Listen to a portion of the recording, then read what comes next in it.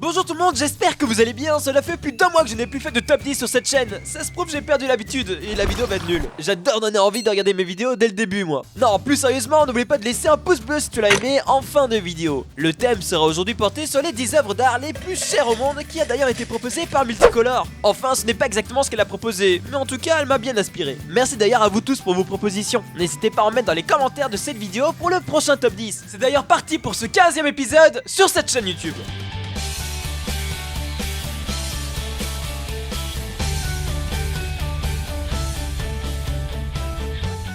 Mais avant de commencer ce top 10, j'aimerais vous faire part d'une anecdote qui a eu lieu il y a plus ou moins 2 ans quand j'étais parti en vacances avec ma famille. Nous sommes passés devant une sorte d'exposition qui avait pour nom, si je me rappelle bien, les nuances du blanc, ou un truc du genre. Il n'y avait là-bas que des œuvres d'art blanches avec des lumières qui éclairaient ce...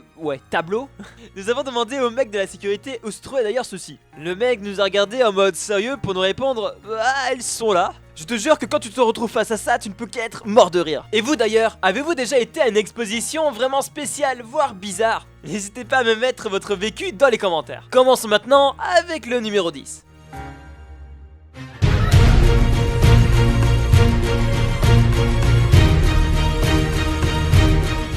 En numéro 10, nous entrons le cri peint par Edward Munch. Une peinture qui doit obligatoirement vous faire penser à quelque chose. Allez, si je vous la montre, à quoi vous fait-elle penser? Eh bien oui, à Scream bien sûr. Cette peinture ne s'est bien sûr pas inspirée du film. C'est le film qui s'est inspiré de cette tête pour y faire le célèbre masque flippant que nous connaissons tous aujourd'hui. Bref, elle fut réalisée en 1893, 1893 pour les Français et 1917. Elle a ensuite été vendue pour la somme record de 119,92 millions de dollars, soit 106 millions d'euros par un acheteur anonyme. C'est fou de se dire qu'une simple peinture vaut l'équivalent de ce que l'on dépense actuellement en presque 60 fois notre vie. Et d'ailleurs, pour ceux qui suivent Doctor Who, pourquoi le monstre s'appelle le silence à votre avis?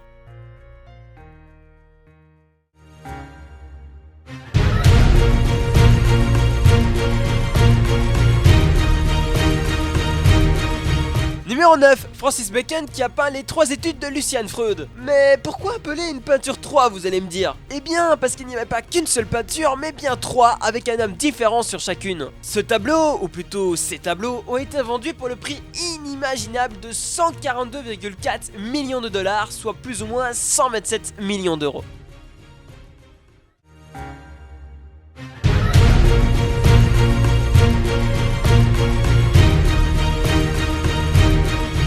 Numéro 8, un tableau de Vincent Van Gogh. Je dois avouer que depuis que j'ai regardé l'épisode où il apparaissait dans Doctor Who, j'adore cet artiste. Laissez-moi vous en faire un rapide petit résumé de sa vie qui je trouve est assez triste. Il s'appelait donc Vincent Van Gogh, né le 31 mars 1853 aux Pays-Bas. Il était passionné par l'art dès son plus jeune âge. Il se tourne vers la peinture en 1880. Il va alors rester un petit temps en Belgique pour s'installer par la suite en France. Le mec est vraiment un passionné car il prend des cours de peinture, visite des musées, des galeries d'art, échange des idées avec ses amis, analyse le travail de peintre de l'époque, bref, il ne cesse d'enrichir sa culture picturale. Le problème est que sa vie est parsemée de crises qui révèlent son instabilité mentale. L'une d'elles provoque son suicide à l'âge assez jeune de 37 ans. Il faut dire que le peintre commençait également à désespérer. Après tant d'efforts, il ne connaissait toujours pas le succès. Et ce n'est que dans les années 1930, soit 40 ans après sa mort, que ses œuvres attirent 100 000 personnes à une exposition du Museum of Modern Art à New York. Il est alors aujourd'hui considéré comme l'un des plus grands artistes de tous les temps. Et malheureusement pour lui, il ne le sera jamais. Bah oui, puisqu'il est mort!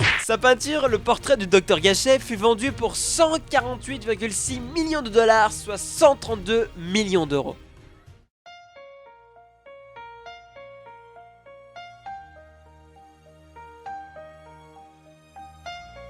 Numéro 7, le portrait d'Adèle Bloch-Bauer, premier, peint par Gustav Klimt. Celui-ci a mis 3 ans pour accomplir cette peinture formant un carré de 138 cm de côté. Comme quoi, l'art demande parfois plus que de la patience et de la détermination. Cette peinture a été vendue le 19 juin 2006 lors d'une vente privée de milliardaires pour 135 millions de dollars. Celle-ci a été rendue quelques années après à la famille Bloch-Bauer par le musée de Belvedere à Vienne.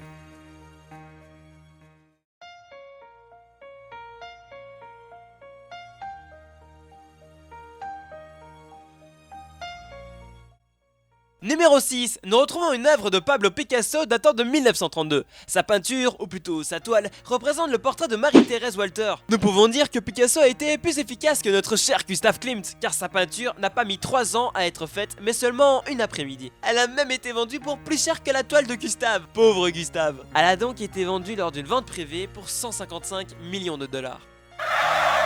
Oh yeah!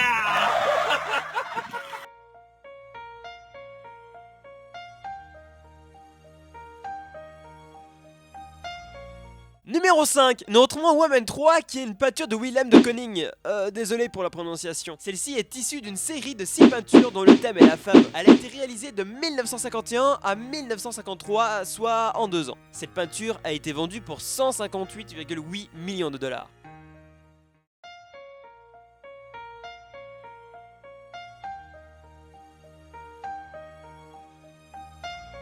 Numéro 4, nous arrivons vers une peinture plutôt intéressante. J'espère juste que YouTube ne va pas me foutre une limite d'âge pour ça. Si c'est le cas, je porte plainte au pire. Bon, cela dit en passant, si vous avez moins de 12 ans, fermez vos yeux juste un instant. Il s'agit de la peinture nu couché peinte par Amedeo Modigliani pour 170,4 millions de dollars. Je vais vous donner une anecdote concernant ce peintre. Remettons la musique triste d'ailleurs. Il est mort prématurément à cause de l'alcool. Le lendemain de sa mort, sa compagne, Jeanne Buterne, enceinte de 9 mois, se suicide. Bon allez, j'arrête là, on va finir par démoraliser à cause de cette vidéo, pas vrai?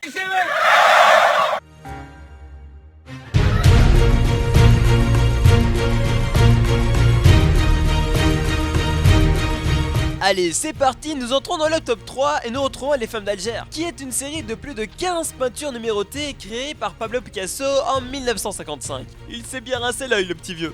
Je me fais bien peindre, moi. Non, mais juste comme ça. Ces peintures avaient déjà été achetées pour 212 500 dollars pour être vendues l'année passée, le 11 mai 2015, pour un total de 179,3 millions de dollars, soit 125 millions d'euros. Quand tu penses qu'il y a des gens comme moi qui ont du mal au cœur de dépenser 3,50€ sur le temps de midi pour acheter un poulet croquant, non mais rigolez pas, ça me fait vraiment mal au cœur.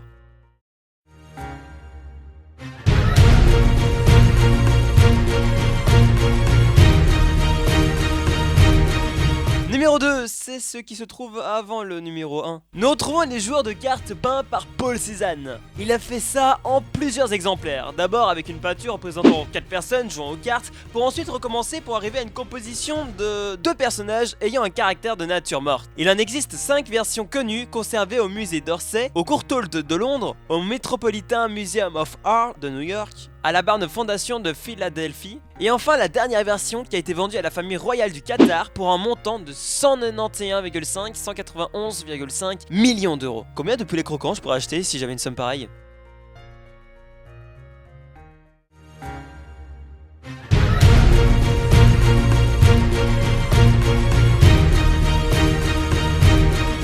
Et enfin, en numéro 1 de ce top 10, nous retrouvons la peinture qui a pour nom Quand te maries-tu, peint en 1892-1892 par Paul Gauguin. Pardon pour la prononciation. Ce tableau a été vendu pour 7 francs à la mort de l'artiste pour être acheté l'année passée par le Qatar pour 300 millions de dollars, ce qui fait donc de cette peinture l'œuvre la plus chère du monde.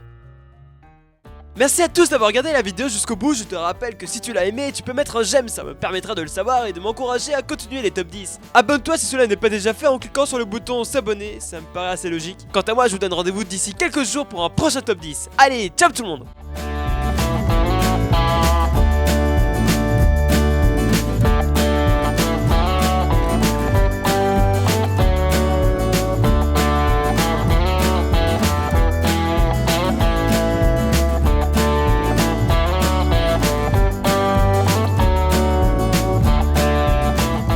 Pour ceux qui me suivent sur Facebook, j'avais promis de faire une dédicace à tous ceux et celles qui auront aimé un certain statut. D'ailleurs, si vous voulez rejoindre la page Facebook, elle est disponible juste ici. Merci donc à Belinda, Fabrice, Dylan, Hélène, Andrew, Sarah, Laura, Nathalie, Samuel, Dirty Life, Anzo, Branda, Daniel, Aymeric, Eran, pardon si je prononce mal, Matt, Lenny, Noah, Jérôme, Erwan, Maxime, Charles, Tom, Roman, Geoffrey, très beau prénom, Adrien, Martin, Melvin, Ahmet, Johan, Mathis, Diogo, Théo, CR Andulkadir, salut à toi, Guilherme, c'est ça, Van, Ivan, Yvan, je crois. Gwendoline, Louis, ou Louis, non c'est Louis, c'est à toi. Pierre, Jade, Louis, Clément, Maxime, Jade, ah 2 Jade c'est cool, Thibaut et enfin Thomas. Et juste pour finir, Ryan, que j'ai complètement oublié de citer, je ne sais pas pourquoi, je suis désolé.